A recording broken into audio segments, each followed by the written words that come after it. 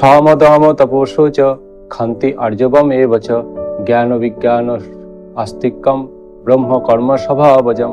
সম অর্থাৎ অন্তরেন্দ্রিয় মনের সংযমতা, ইয়ম অর্থাৎ বাহ্যেন্দ্রিয় যথা চক্ষু কর্ণ নাসিকা জিহ্বা ত্বক ইত্যাদির সংযম। সংযম তপ অর্থাৎ তপশ্চর্যা। শৌচ অর্থাৎ অন্তরেন্দ্রিয় ও বাহ্যেন্দ্রিয়ের সুচিতা।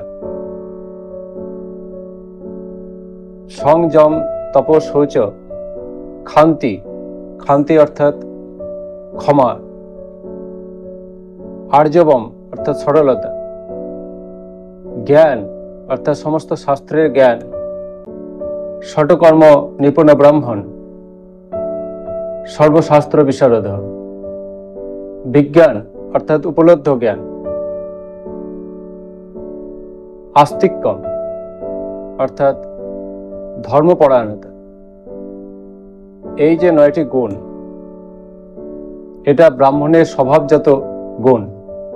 স্বভাব বলতে বোঝায় একজন মানুষ তার স্বতঃস্ফূর্তভাবে যে গুণগুলি একজন মানুষের মধ্যে প্রকাশিত হয় সেগুলি তার স্বভাব।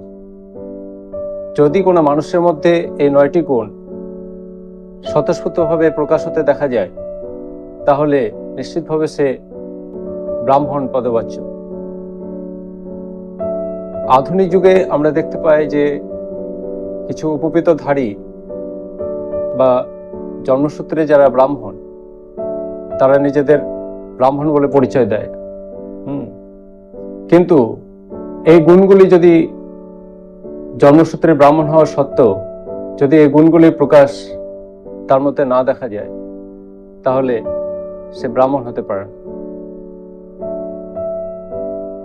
তো শ্রী চৈতন্য চৈতন্যতে বলা হচ্ছে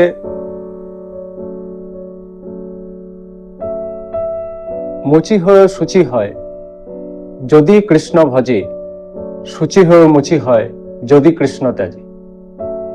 তো একজন মুচি ছেলেও সে ব্রাহ্মণ হওয়ার যোগ্য যদি সে কৃষ্ণ ভজনা করে।